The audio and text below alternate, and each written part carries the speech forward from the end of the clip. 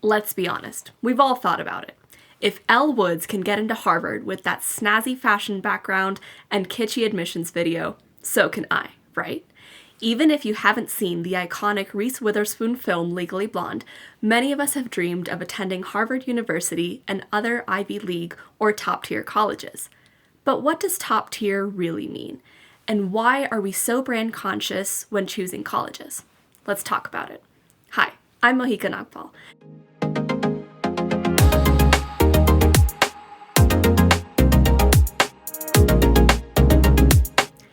As you start your senior year of high school, you will be tasked with finalizing your school list.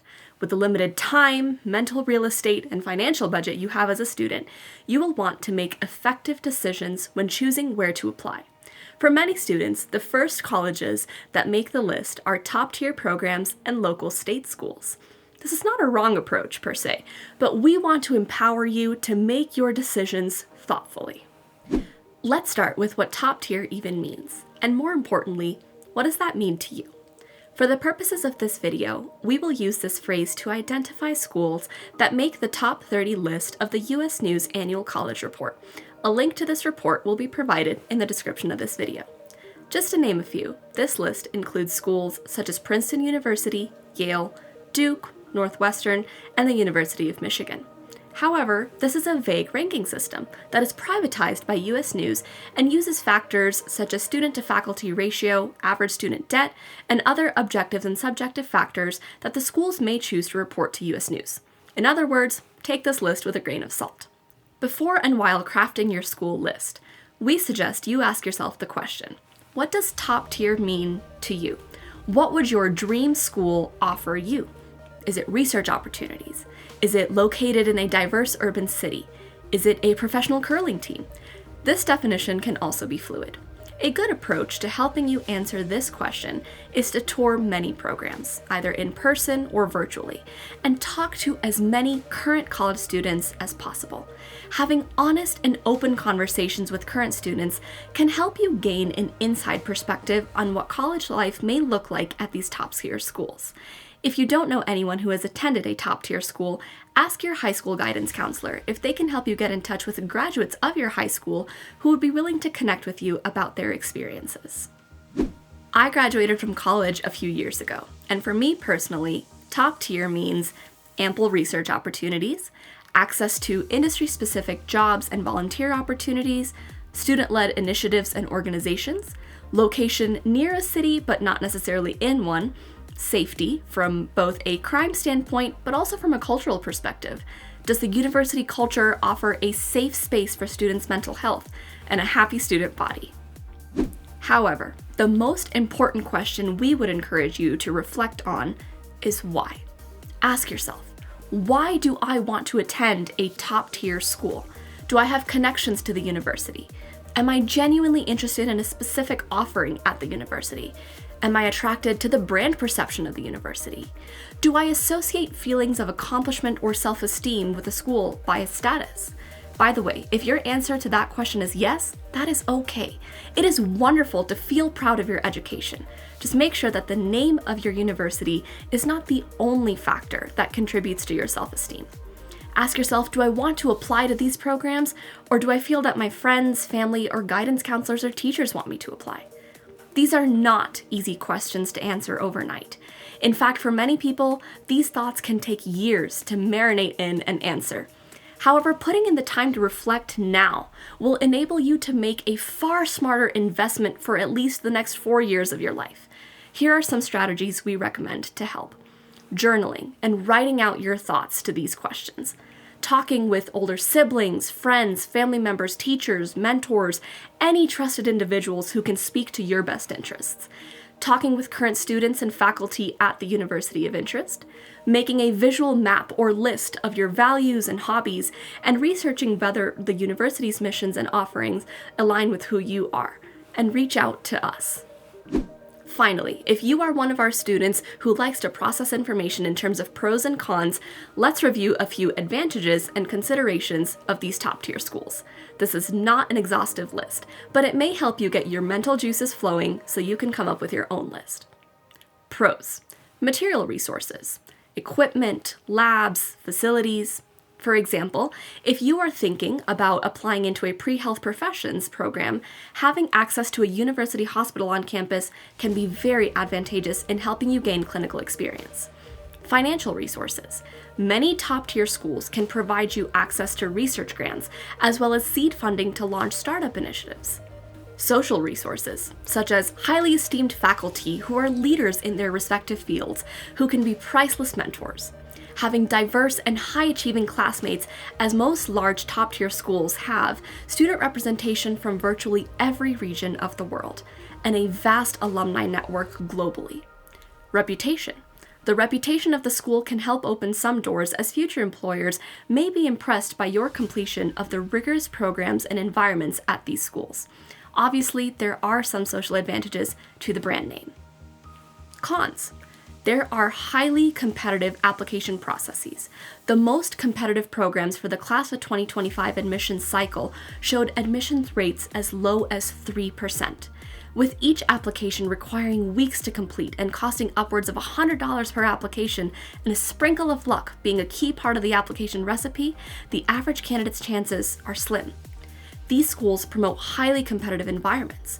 Students who attend top-tier colleges are often from the top of their class in high school and have accomplished many great things. To be constantly surrounded by the best of the best can promote competitive stress as you work to keep up. This can often be straining on your mental health. Limited financial aid. Top-tier programs also have top-tier price tags, averaging $60,000 a year in tuition, not including cost of living expenses. With many of these programs being private institutions, financial aid is largely dependent on the school's revenue and endowments rather than state funding. Top-tier schools have a reputation of providing for a great level of financial aid to their students. However, that doesn't often lead to all costs being covered. Size. This may or may not be a consideration for you, but many high-level programs have large class sizes. Specifically, you will want to look into the student-to-faculty ratios for your department and decide how much that matters to you. We recommend creating a master list and putting all of your schools and their respective details and dates into an editable spreadsheet, such as Microsoft Excel or Google Sheets. Then, a good place to start is to find median and average SAT, ACT, and GPA reports for the various schools that you are interested in by using their websites. Use this information to assess your fit from just a scores perspective. Of course, scores are only one piece of the puzzle, but it's often easier to compare students by the numbers that they bring to the table. If your scores fall at or below the 25th percentile for the school, we would characterize that school as a reach school. If your scores fall in the middle 50% of the school, we would characterize that school as a par school. And if your scores fall in the top quartile for that school, we would characterize that school as a safety school. You can input this data into your spreadsheet and use colors to separate these categories if that helps you.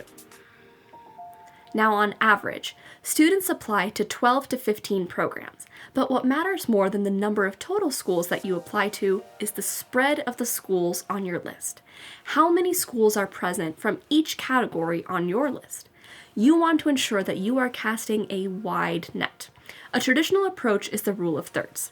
About a third of your list should comprise of reach schools, another third should comprise of par schools, and about another third should comprise of safety schools. Another approach is that for each top-tier school that you add to your list, add 2 par or safety programs that have similar offerings or are located in a similar region. You don't have to follow this to a T, but the point is, a good spread will maximize your chances of getting multiple offers. And don't take any school for granted. Even if from a score standpoint you list that school as a safety school, nothing is guaranteed until you've received your decision letter. Give each school on your list your best effort. Timing is key, not just for the top tier schools, but for every school on your list. Another great detail to add to your master spreadsheet is whether the school offers early action or early decision due dates in addition to the regular decision dates. Check with the school specifications, but typically, early action is a non-binding due date which underlines your interest in the school. To put it in simple terms, if you submit your application to the school by their early action deadline, you are showing them that you are so excited about their program, you were able to finish and submit the application earlier than the rest of the group. Early decision typically means the same thing with one additional caveat. That if you get into that school, you are going to go there for sure and will withdraw your applications from all of your other schools. It is recommended to only apply early decision to one school as it is binding. Many top-tier schools offer these staggered due dates. If you submit your application by the early action or early decision deadline, you will typically find out about your admissions decision earlier than the regular decision cohort will. Many top-tier schools also use rolling admissions, which means that they read applications as they come in and send out decisions over the course of the application cycle, rather than waiting to read everything after applications close.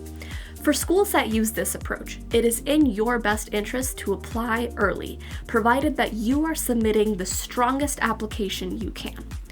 Do not wait until the last minute to submit any of your applications. Finally, keep an eye out for free application submission days. Many schools offer a few days during the application cycle on which they waive the application fees. If you are able to submit your application on those days, you could save up to $100 on application fees. That's some serious savings. Most top-tier schools do not offer free application submission days, but if other schools on your list do, use that as a guide to decide the order of which you're going to work on your applications. Having a clear priority list of your timing is going to keep this process low stress and organized. I'd like to spotlight the 3 most important factors to keep in mind to make you a competitive applicant for top-tier schools. The college application is an opportunity to tell your story. Many top-tier applicants end up with similar test scores and academic profiles, but what sets them apart are the stories they are able to tell with their applications. When you are writing your essays, be true to yourself. Do not fabricate stories, overly embellish stories, or tell a story just because you think it will sound good. Think back to some of your most fond memories or formative experiences in the past few years. A good approach is to think about your life like a movie. While writing your essays, you have to pick 2 or 3 key scenes to show the admissions committee. Shoot for quality over quantity. Shoot for depth and real, raw human emotion, rather than the flowery, surface-level stuff. For example, you don't have to boast about the 3 spelling bees you won in middle school. Perhaps the more interesting story to tell is about the time you lost a competition. Competitive applications show emotional maturity and growth in their stories. For each scene that you are showing the admissions committee, write about how that made you feel. What was the impact of that experience on you in the short term? How about in the long term?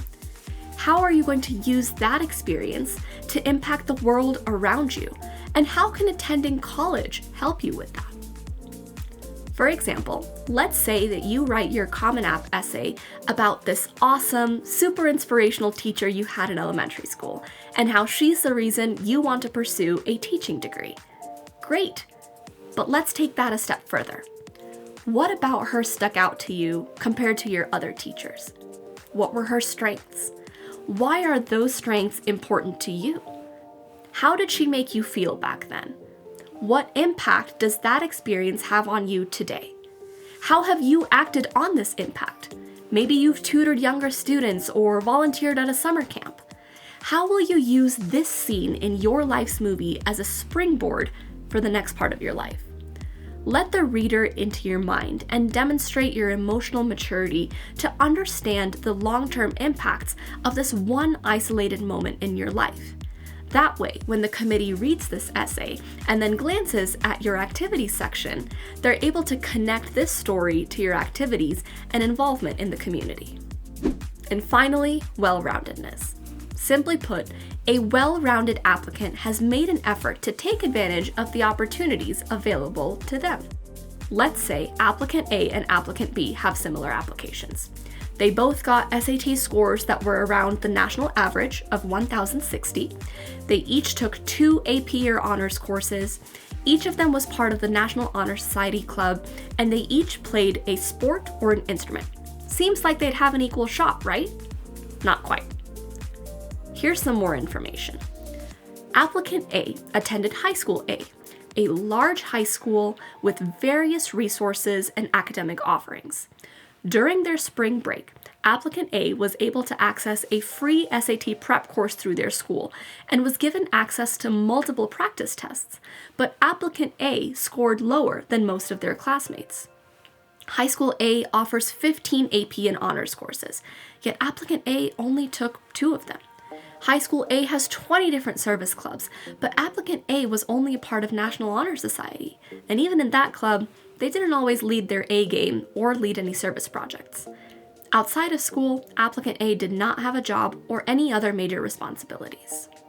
On the other hand, Applicant B attended High School B, a smaller high school with limited resources. Applicant B did not have access to any additional SAT prep materials outside of what the College Board offers for free. Applicant B also had to spend their spring break picking up shifts at work, as finances are tight at home. Yet still, Applicant B was able to score around the national average. High School B offers 2 AP courses, and Applicant B took both of them. Their high school did not have any service organizations, so they and their friends started the National Honor Society chapter in their junior year. Applicant B had never been athletically inclined per se, but they tried out their school's track team for a year and made some pretty great memories. Do you see the difference? Compared to Applicant A, Applicant B demonstrated a more thorough and ambitious use of the opportunities available to them, demonstrated hard work through adversity, and demonstrated their willingness to try something new, even if it doesn't work out. Those qualities are attractive to college admissions committees, as they are possible indicators of how well the student will perform in college. So, you've decided to throw your hat in the top-tier college ring. You've applied, and perhaps you've even gotten accepted. Congratulations, even if we're just pretending. But now the fun actually begins. How to make the most of your top-tier college experience. If you have multiple offers, your first step will be to choose which one you're actually going to accept. And in the same way that colleges got to be picky when choosing who to accept, now you get to be picky. Think back to the pros and cons list we made in the first video, and refresh your memory on what your dream school would look like. Some things to consider are location, distance from home, size of the school, post-graduation career prospects, financial aid, school culture, and to be totally honest, the food options at the dining halls. Most top-tier colleges will connect you with student ambassadors who are current first or second-year students. Use them as a resource to get all of your questions answered about the university. Once you've accepted your offer and have notified the other schools that you are declining their offer and have graduated from high school, breathe, relax, spend time with your family and friends. Cherish this last little summer break you have before starting the next chapter of your adult life. Many top-tier programs choose to assign a book for all incoming freshmen to read and have a discussion about during orientation week, so be sure to keep an eye on your email for information about that. Your university will also send you information about housing, orientation week, health and immunization requirements, course registration, and placement tests. For certain subjects, such as math and foreign languages, you can test out of the introductory levels or apply your AP and IB credits to introductory levels and get a jump start on the intermediate levels. Be sure to check out our videos on what to look for in a dorm, making the most of your college orientation, and how to build good mental health habits before making the big move. One of the most rewarding aspects of attending a top-tier college is the peer network that you will be exposed to. Those students, just like you, have had enriched and diverse experiences. Many of them, like you, are the most competitive, capable, cream of the crop applicants. So take it all in. Feel impressed, inspired, and ready to expand your understanding of the world through your colleagues. They may end up becoming some of your closest friends through your shared experiences in college. But another common side effect of being in such an intellectually stimulating environment is self-doubt. We've all felt this way at some point in our lives, and it's important to have healthy conversations around this subject early on so you can be mentally prepared for the lessons coming your way. Being around other high-achieving individuals may make you wonder whether you are good enough, smart enough, or creative enough. It is very easy to get sucked into this loop of self-doubt and start wondering whether you even belong where you are. This phenomenon is called imposter syndrome, and we're here to tell you it's okay to not be okay. First, know that most students at some point in their collegiate career will experience feelings of imposter syndrome or self-doubt. You are not alone. In fact, for many people, this will be their first lesson on how to be proactive in reaching out for support when they need it. Reach out to your professors, academic advisors, faculty mentors, friends, university mental health services, and family for support. Secondly, know that you absolutely deserve to be where you are. Top colleges' admissions committees have to be very selective in who they accept given how competitive they are. They are not giving away acceptances willy-nilly, so your acceptance was not an accident. At times when you feel unsure of your progress, stop, take a breath, look back at your past self, maybe 5 or 10 years ago.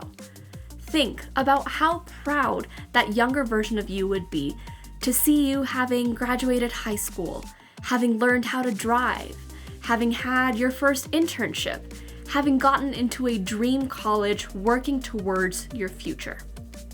Your progress has been hard-earned. Give yourself that pat on the back every now and then. Ultimately, our advice to you is simply to make the best use of the opportunities given to you. I know, enough with the pep talk already, right? Everyone needs a pep talk every now and then. But beyond the pep talk, here are some tangible strategies that you can use to help you thrive in college. Take care of your physical needs. Eating, sleeping, showering, exercise. 3 meals a day, 6 to 8 hours of sleep a night, daily personal hygiene, and 30 minutes of exercise every day, even if it's taking the long way home on the way back from class. Keeping your physical needs in check is the first step to a healthy lifestyle. Stay organized and keep a regular schedule. Use a planner or agenda for daily tasks and a calendar for events and classes. Keep a neat space in your dorm or apartment and designate days to clean and do laundry. A tidy home environment to come home to can help ease a great deal of stress. Although tempting, it is recommended that you not work or study in the same room that you sleep, keeping your bedroom for sleeping only, as that will help associate feelings of relaxation and winding down when you enter that space. Make that space comfortable. On the other hand, identify a few spots that you would like to use for studying. These can include the library, student lounges on campus, common spaces in your dorm or apartment building, neighborhood cafes, and coffee shops. In fact, some universities' academic advising and faculty offices will have study spots for students, and some may even have snacks. Remind yourself what you are working towards. What's the greater purpose? What brought you here in the first place? Make sure you ground yourself regularly and practice gratitude by talking to yourself out loud or journaling your answers. Every month, try out something new. This could be a new club, a new restaurant, or talking to a new person. Keeping things fresh and putting yourself out there helps you spruce up your perspective and exposes you to multiple opportunities for growth. Schedule time to leave campus, perhaps weekly or monthly. Go home if you can, or explore other areas in your state. If you don't have access to a car, look into buses or trains in your state. Your university may have information on recommended transportation methods and student discounts. A change of space can be extremely refreshing. At the beginning of each semester or quarter, set 3 specific, measurable, attainable, relevant, and time-based, or SMART, goals for yourself, each for a different aspect of your life. Write them down and pin that paper up so that it's in your view every day. Here's an example. Goal 1. I will attempt group studying, something I have never tried before. For the first quarter, I will go to my weekly study group every Thursday evening for 2 hours. If I find that it is helpful, I will continue this habit into my second quarter, otherwise I will adapt my study style. Goal 2. I will try out for the intramural soccer team in October. To do this, I will work on my training by going to the gym and running on the treadmill for 30 minutes every morning before class. Goal 3. I will have an internship lined up for the summer by March. To do this, I will meet with my faculty advisor every month starting November, reach out to upperclassmen for advice on which firms may be looking for interns, and set up a LinkedIn profile before second quarter ends. At the end of the time frame that you have assigned to yourself, take yourself out for a coffee or a lunch. Bring your goals with you and assess your progress. Reward yourself for each goal that you successfully meet. You deserve it. And for the goals that need a little bit more work, write out an action plan for next semester and don't give up. Wherever you choose to go for college, it is up to you to make the best of your experiences and reap the benefits of the hard work you sow. Of course, sometimes that is easier said than it is done, especially when thinking about top-tier colleges. From choosing your college to making the most of your summer to establishing a set of strategies that will help you be your best self, we at From Nest to Wings are here to help you thrive. If you found any of this information helpful, hit the like button or consider subscribing. And if you have any questions or comments, let us know in the comments below.